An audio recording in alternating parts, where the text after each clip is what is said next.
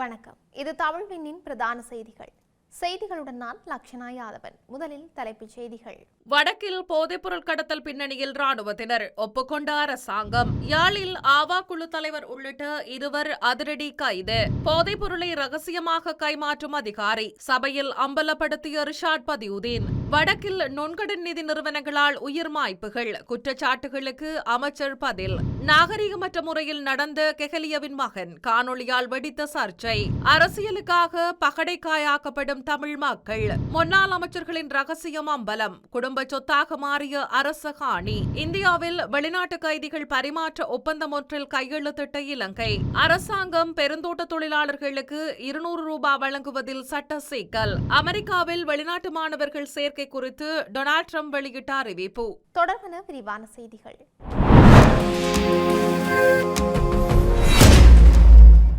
வடக்கு மாகாணத்தில் போதைப்பொருள் கடத்தலில் ராணுவமும் காவல்துறையினரும் தொடர்புபட்டு காணப்படுவதாக கடற்றொழில் அமைச்சர் ராமலிங்கம் சந்திரசேகரன் சுட்டிக்காட்டியுள்ளார். நாடாளுமன்றில் இன்று வரவு செலவு திட்ட விவாத உரையில் கருத்து தெரிவிக்கும் போதே இதனை கூறினார். வடக்கின் கல்வி நிலையில் கடந்த காலத்தில் சரிவுகள் காணப்பட்டதாகவும் எனினும் தற்போது அது வலுவடைந்து வருவதாகவும் சுட்டிக்காட்டினார். மேலும் வடக்கு கல்வி வீழ்ச்சிக்கு போதைப்பொருள் மாஃபியாக்கள் காரணம் என்றும் விவரித்தார். இதன்போது நாடாளுமன்றில் கேள்வி எழுப்பிய தமிழ் தேசிய மக்கள் முன்னணியின் உறுப்பினர் கஜேந்திரகுமார் பொன்னம்பலம், அமைச்சரே, வடக்கில் கல்வி புலத்தில் வளர்ச்சி காணப்படுகின்றது என தெரிவித்தீர்கள். அதனை கணக்கெடுப்பின் மூலம் நிரூபிப்பீர்களா?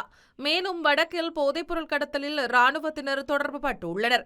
அவர்களை எப்போது வெளியேற்றப் போகின்றீர்கள் என கேள்வி எழுப்பியிருந்தார். யாழ்ப்பாணத்தில் வன்முறை செயல்களில் ஈடுபடும் ஆவா குழுவின் தலைவரான வினோத் உட்பட 2 கைது செய்யப்பட்டுள்ளதாக தகவல் வெளியாகியுள்ளது. குறித்த 2 நேற்றைய தினம் சுன்னாகம் காவல்துறையினரால் கைது செய்யப்பட்டுள்ளதாக தெரிவிக்கப்பட்டுள்ளது. குறித்த 2 நேற்றைய தினம் சுன்னாகம் காவல்துறையினரால் கைது செய்யப்பட்டுள்ளதாக தெரிவிக்கப்படுகிறது. ஆவா குழு வினோத் என்பவர் 2 கிராம் 400 மில்லிகிராம் ஹெரோயினுடனும் அவரது சகா ஒருவர் கைக்குண்டு மற்றும் பாலுடன் கைது செய்யப்பட்டுள்ளார். சுன்னாகம் காவல்துறையினர் மேற்கொண்ட சுற்றி வளைப்பின் போது 2 வெவ்வேறு இடங்களில் வைத்து கைது செய்யப்பட்டுள்ளனர். கைது செய்யப்பட்ட சந்தேக நபர்களை நீதிமன்றில் முன்னிலைப்படுத்துவதற்கான நடவடிக்கைகள் காவல்துறையினர் மேற்கொண்டு வருகின்றமை குறிப்பிடத்தக்கது. பாதுகாப்பு தரப்பினரால் கைப்பற்றப்பட்ட போதைப் பொருளை நுரைச்சோலை காவல்துறை பொறுப்பதிகாரியின் ஆதரவோடு விநியோகிக்கும் போதைப்பொருள் மாஃபியா தொடர்பிலான குரல் பதிவு அண்மைய நாட்களில் சமூக ஊடகங்களில் அதிகம் பகிரப்பட்டு வருகின்றது. பறிமுதல் செய்யப்பட்ட போதைப் பொருளை மீண்டும் அதற்கு சொந்தமான கும்பலிடம் வழங்குவது தொடர்பில் குறித்த குரல் பதிவு அமைய பெற்றிருந்தது. இந்த நிலையில் குறித்த விடயம் தொடர்பில் நாடாளுமன்றத்தில் கேள்வி எழுப்பப்பட்டது. பாதுகாப்பு பிரதி அமைச்சர் அருண ஜெயசேகர தனது உரையின் போது வடக்கு கிழக்கில் போதைப் பொருள் கடத்தலில் ராணுவமும் காவல்துறையும் தொடர்புபட்டிருப்பதாக குற்றம் சுமத்துகின்றார். ஆனால் அதில் உள்ள உண்மைத்தன்மையை அறிந்து கருத்து தெரிவியுங்கள் என கூறியிருந்தார். இதன்போது அவரது உரையின் பின்னர் கருத்து வெளியிட்டு எதிர்த்தரப்பு நாடாளுமன்ற உறுப்பினர் ரிஷாட் பதியுதீன், சபாநாயகரே, தற்போது பாதுகாப்பு பிரதி அமைச்சர் போதைப்பொருள் கடத்தலில் ராணுவம் மற்றும் காவல்துறையின் ஈடுபாடு குறித்து கருத்து வெளியிட்டிருந்தார். ஆனால் தற்போது ஒரு குரல் பதிவு வெளியாகி சமூக ஊடகங்களில் அதிகம் பகிரப்படுகிறது. நுரைச்சோலை காவல்துறை பொறுப்பதிகாரியின் நடவடிக்கை இதன் மூலம் அம்பலமாகியுள்ளது. இதற்கு என்ன பதிலை அரசாங்கம் கூறப்போகின்றது எனவும் அவர் தெரிவித்துள்ளார். வடக்கு கிழக்கு மாகாணங்களில் நுண்கடன் நிதி நிறுவனங்களின் மனிதாபிமானமற்ற செயற்பாடுகள் காரணமாக பலர் தற்கொலை செய்து கொண்டுள்ளார்கள் என்பதை உறுதிப்படுத்த எந்தவித அறிக்கையும் இல்லை என்று நிதி திட்டமிடல் பிரதி அமைச்சர் அனில் ஜெயந்த பெர்னாண்டோ தெரிவித்துள்ளார். நாடாளுமன்றத்தில் நேற்று இடம்பெற்ற வாய்மூல விடைக்கான வினா நேரத்தின் போது இலங்கை தமிழரசுக் கட்சியின் யாழ் மாவட்ட நாடாளுமன்ற உறுப்பினர் எஸ். ஸ்ரீதரன் எழுப்பிய கேள்விகளுக்கு பதிலளித்து உரையாற்றும் போதே அவர் இவ்வாறு குறிப்பிட்டார்.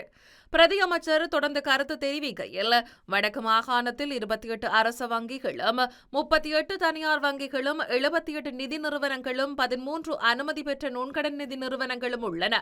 அரச மற்றும் தனியார் வங்கிகள் கடன் வழங்கும் போது அறவிடப்படும் வட்டி வீதங்கள் இலங்கை மத்திய வங்கியின் தீர்மானத்துக்கு அமைய செயற்படுத்தப்படுகின்றன. 2025ஆம் ஆண்டு செப்டம்பர் மாத காலப்பகுதியில் அனுமதி பெற்ற நுண்கடன் நிதி நிறுவனங்கள் 22.69 முதல் 30 49.4% அடிப்படையில் வருடாந்த வட்டி வீதத்திற்கமைய கடன் வழங்குகின்றன. வடக்கு மற்றும் கிழக்கு மாகாணங்களில் நுண்கடன் நிதி நிறுவனங்களின் மனிதாபிமானமற்ற செயற்பாடுகள் காரணமாக பலர் தவறான முடிவெடுத்து உயிர் மாய்த்துக் கொண்டுள்ளார்கள் என்றும் அறிக்கையிடப்படவில்லை. ஹெஹலியர் ரம்புக்வெல்லவின் மகனான ரமித் ரம்புக்வெல்ல நீதிமன்றத்துக்கு வெளியே காத்திருந்த ஊடகவியலாளர்களை பார்த்து நாகரீகமற்ற முறையில் நடந்து கொண்ட விவகாரம் சர்ச்சையை கிளப்பியுள்ளது. ரமித் செய்தியாளர்களை நோக்கி நடுவிரலை காட்டிய காணொளி தற்போது சமூக ஊடகங்களில் வேகமாக பரவி வருவதுடன் பலரும் கடுமையாக விமர்சித்து வருகின்றனர். இவருக்கு எதிராக சட்டவிரோத சொத்து சேர்ப்பு தொடர்பான குற்றப்பத்திரிகைகள் தாக்கல் செய்யப்பட்டு பிணையில் செல்ல அனுமதிக்கப்பட்ட பின்னரே இந்த சம்பவம் இடம்பெற்றுள்ளது. லஞ்சம் அல்லது ஊழல் பற்றிய குற்றச்சாட்டுகளை விசாரிக்கும் ஆணைக்குழு தாக்கல் செய்துள்ள குற்றப்பத்திரிகையில் ரமித் ரம்புக்வெல்ல 296 மில்லியனுக்கும் அதிகமான சொத்துக்களுக்கு கணக்கு காட்ட தவறிவிட்டார் என குற்றம் சாட்டப்பட்டுள்ளது. இவர் தனது தந்தையின் தனிப்பட்ட செயலாளராக பணியாற்றிய 2022 ஜனவரி 1 முதல் 2023 நவம்பர் 14 வரையிலான காலப்பகுதியை கருத்தில் கொண்டு ஊழல் தடுப்புச் சட்டத்தின் கீழ் இந்த குற்றப்பத்திரிகைகள் தாக்கல் செய்யப்பட்டுள்ளன. இவருக்கு எதிராக சட்டப்படி குற்றப்பத்திரிகைகள் வழங்கப்பட்ட சிறிது நேரத்திலேயே கொழும்பு மேல் நீதிமன்றத்திற்கு வெளியே செய்தியாளர்களை நோக்கி நடுவிரலை காட்டிய காணொளி சமூக ஊடகங்களில் பெரும் சலசலப்பை ஏற்படுத்தியுள்ளது. தமிழ் மக்களுக்கு அரசாங்கம் அபிவிருத்தி பணிகளை மேற்கொள்ள வேண்டும். இருப்பினும் அவர்களை அரசியல் நோக்கத்தை அடிப்படையாக கொண்டு பகடைக்காயாக்க வேண்டாம் என்று ஐக்கிய மக்கள் சக்தியின் நாடாளுமன்ற உறுப்பினர் ஹேஷா விதானகே தெரிவித்துள்ளார். முன்னாள் ஜனாதிபதிகளான ஜே.ஆர். ஜெயவர்தன மற்றும் ரணசிங்க பிரேமதாசவை போன்று தமிழ் மக்களுக்கு எவரும் சேவையாற்றவில்லை. ஜனாதிபதி அனுரகுமார திசாநாயக்கவின் அரசாங்கம் ஆட்சிக்கு வருவதற்கு மக்களுக்கு பல வாக்குறுதிகளை வழங்கியது. கடந்த ஆட்சியாளர்களை போன்று நாங்கள் செயற்பட மாட்டோம் என்றும் குறிப்பிட்டது. ஆனால் தற்போது முற்றிலும் எதிர்மறையாக செயற்படுகிறது. நாட்டை வங்குரோத்து நிலைக்கு தள்ளிய தரப்பினரை போன்றுதான் இந்த அரசாங்கம் செயற்படுகிறது. எவ்வித கொடுப்பனவுகளையும் பெறப்போவதில்லை என்று குறிப்பிட்டவர்கள் சகல கொடுப்பனவுகளையும் ரகசியமாக பெற்றுக்கொள்கிறார்கள். அரசியல்வாதிகளுக்கு அரசியலமைப்பால் வழங்கப்படும் சிறப்பு சலுகைகளை பெற்றுக் கொள்ளுங்கள், அதில் எமக்கு எந்த பிரச்சனையும் கிடையாது எனவும், ஆனால் மக்களை ஏமாற்றியதுதான் தற்போது பிரச்சனையாக உள்ளதென்றும் அவர் தெரிவித்தார். காணி அமைச்சை முன்னர் மேற்பார்வையிட்ட பல முன்னாள் அமைச்சர்கள் அரசாங்க நிலங்களை தமது குடும்ப உறுப்பினர்கள் மற்றும் உறவினர்களுக்கு பகிர்ந்தளித்துள்ளதாக பிரதி அமைச்சர் அரவிந்தன் சேனாரத்ன குற்றம் சாட்டியுள்ளார். சில அமைச்சர்கள் தனிப்பட்ட ரத்தினக்கல் அகழ்வு நடவடிக்கைகளுக்காக காணிகளை எடுத்துக் கொண்டதாகவும் அவர் பகிரங்கமாக கூறினார்.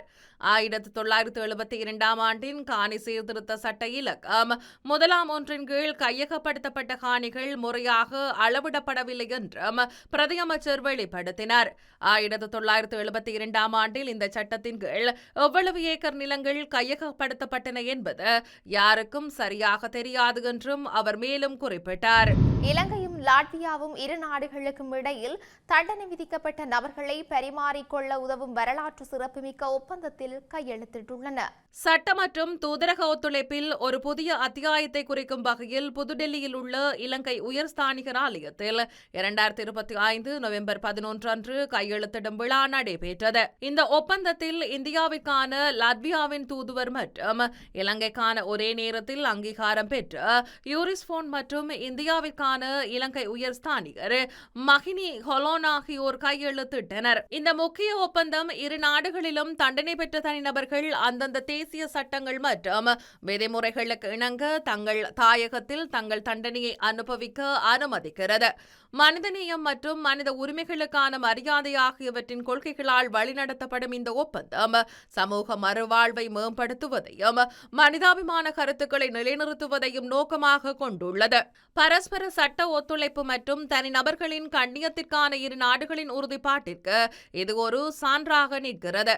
இலங்கையின் நீதி மற்றும் தேசிய ஒருங்கிணைப்பு அமைச்சகம் செயல்படுத்துவதற்கான மைய அதிகாரியாக செயல்படும். அதே நேரத்தில் லாட்வியாவின் நீதி அமைச்சகம் அதன் இணை அதிகாரியாக செயல்படும். இந்த வளர்ச்சி இந்திய தலைநகரில் இருந்து இலங்கைக்கு அங்கீகாரம் பெற்ற 99 ராஜதந்திர பணிகளுடன் ஈடுபாட்டை ஒருங்கிணைக்கும் புதுடெல்லியில் உள்ள இலங்கை உயர்ஸ்தானிகர் ஆலயத்தின் மூலோபாய பங்கையும் அடிக்கோடிட்டு காட்டுகிறது. நாட்டின் பாதீட்டு முன்மொழிவுக்கு அமைய பெருந்தோட்ட தொழிலாளர்களுக்கு நாளொன்றுக்கு ரூபாய் 200 கொடுப்பனவை அரசாங்கம் வழங்குவது சட்டப்படியாகுமா என்ற கேள்வி எழுந்துள்ளது. தனியார் துறையில் பணிபுரிபவர்களுக்கு அரசின் நிதி வருவாயை பயன்படுத்த முடியாது என்பதால் இந்த முன்மொழிவு அரசாங்கத்திற்கு சிக்கலை ஏற்படுத்தியுள்ளது. அதற்கமைய நாடாளுமன்றத்தின் அரசாங்க நிதி பற்றிய குழு ஜனாதிபதி அனுரகுமார திசாநாயக்கவால் அறிவிக்கப்பட்ட இந்த பாதீட்டு முன்மொழிவின் சட்ட ரீதியான தாக்கங்கள் குறித்து விவாதித்துள்ளதாக தெரிவிக்கப்படுகிறது. ஜனாதிபதி தமது பாதீட்டு உரையில் பெருந்தோட்ட தொழிலாளர்களின் நாளாந்த வேதனம் 1750 உயர்வதாக உறுதியளித்தார். தற்போது பெருந்தோட்ட தொழிலாளி ஒருவரின் குறைந்தபட்ச தினசரி வேதனம் 1350 ரூபாவாகும். ஜனாதிபதியின் முன்மொழிவில் எதிர்வரும் ஜனவரி முதல் பெருந்தோட்ட நிறுவனங்கள் நாளாந்த அடிப்படை வேதனத்தில் 200 ரூபாவினை அதிகரிக்கும். அந்த தொழிலாளர்களுக்கு அவர்களின் நாளாந்த வருகையை ஊக்குவிக்கும் வகையில் மேலதிகமாக அரசாங்கம் 200 ரூபாவை ஊக்குவிப்பு தொகையாக வழங்கும் என்றும் அறிவித்தார். இந்த நிலையில் நேற்று கூடிய அரசாங்க நிதி பற்றிய குழு இந்த முன்மொழிவை விவாதித்து தனியார் பெருந்தோட்ட நிறுவனங்களினால் பணியமர்த்தப்பட்ட பெருந்தோட்ட தொழிலாளர்களுக்கு அரசாங்கம் இந்த கொடுப்பனவை வழங்குவது சட்டவிரோதமானது என்ற முடிவுக்கு வந்துள்ளது. இந்த நிலையில் பாதீட்டு விவாதத்தின் போது இதுகுறித்து விரிவாக பேசப்படும் என்றும் குழுவின் உறுப்பினர் ஒருவர் தெரிவித்தார். அமெரிக்க கல்வி நிறுவனங்களில் வெளிநாட்டு மாணவர்கள் சேர்க்கை எண்ணிக்கையை குறைப்பது உயர்கல்வி முறைக்கு நிதி ரீதியாக அழிவை ஏற்படுத்தும் என்று அமெரிக்க ஜனாதிபதி டொனால்ட் ட்ரம்ப் தெரிவித்துள்ளார். குறித்த விடயத்தை செய்தி நிறுவனம் ஒன்றுக்கு கருத்து தெரிவிக்கும் போது அவர் தெரிவித்தார். அமெரிக்க பல்கலைக்கழகங்களுக்கு நிதி உதவி செய்வதில் வெளிநாட்டு மாணவர்களின் பங்கு முக்கியமானது. சர்வதேச மாணவர் சேர்க்கையை குறைப்பது பரவலான கல்லூரி மூடல்களுக்கும் மற்றும் பொருளாதார இழப்புகளுக்கும் வழிவகுக்கும். வெளிநாட்டு மாணவர்களை அமெரிக்காவில் படிப்பதற்கு அனுமதிப்பது நாட்டின் உயர்கல்வி முறையை நீதி ரீதியாக வலுவாக வைத்திருக்கும் வணிக நடைமுறைக்கு நல்லது. பல அமெரிக்க பல்கலைக்கழகங்கள் தொடர்ந்து செயல்பட வெளிநாட்டு மாணவர்களை நம்பியுள்ளன. வெளிநாட்டு மாணவர்கள் இருப்பது நல்லது என்று நான் உண்மையில் நினைக்கின்றேன். நான் உலகத்துடன் இணைந்து செயல்பட விரும்புகின்றேன். சீனா மற்றும் பிற நாடுகளை சேர்ந்த மாணவர்களின் எண்ணிக்கை கடுமையாக குறைவது அமெரிக்காவில் உள்ள பாதி கல்லூரிகளை வணிகத்திலிருந்து வெளியேற்றக்கூடும். உள்நாட்டு மாணவர்கள் செலுத்துவதை விட வெளிநாட்டு மாணவர்கள் 2 மடங்கு அதிகமாக செலுத்துகின்றனர். நான் அவர்களை விரும்புகின்றேன் என்பதல்ல, ஆனால் நான் அதை ஒரு வணிகமாகவே பார்க்கின்றேன் எனவும் டொனால்ட் ட்ரம்ப் தெரிவித்தார். செய்திகளின் நிறைவாக மீண்டும் தலைப்புச் செய்திகள். வடக்கில் போதைப்பொருள் கடத்தல் பின்னணியில் ராணுவத்தினர் ஒப்புக்கொண்ட அரசாங்கம். யாழில் ஆவா குழு தலைவர் உள்ளிட்ட 2 அதிரடி கைது. போதைப்பொருளை ரகசியமாக கைமாற்றும் அதிகாரி சபையில் அம்பலப்படுத்திய ரிஷாட் பதியுதீன். வடக்கில் நுண்கடன் நிதி நிறுவனங்களால் உயிர் மாய்ப்புகள் குற்றச்சாட்டுகளுக்கு அமைச்சர் பதில். நாகரிகமற்ற முறையில் நடந்த கெஹலியவின் மகன் காணொளியால் வெடித்த சர்ச்சை. அரசியலுக்காக பகடைக்காயாக்கப்படும் தமிழ் மக்கள். முன்னாள் அமைச்சர்களின் ரகசியம் அம்பலம். குடும்ப சொத்தாக மாறிய அரச காணி. இந்தியாவில் வெளிநாட்டு கைதிகள் பரிமாற்ற ஒப்பந்தம் ஒன்றில் கையெழுத்திட்ட இலங்கை.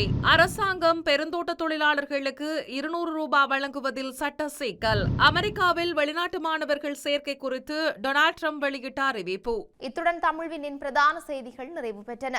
செய்திகளை உடனுக்குடன் அறிந்து கொள்ள தமிழ்வின் என்ற எமது யூடியூப் பக்கத்தினூடாக இணைந்திருங்கள். வணக்கம்.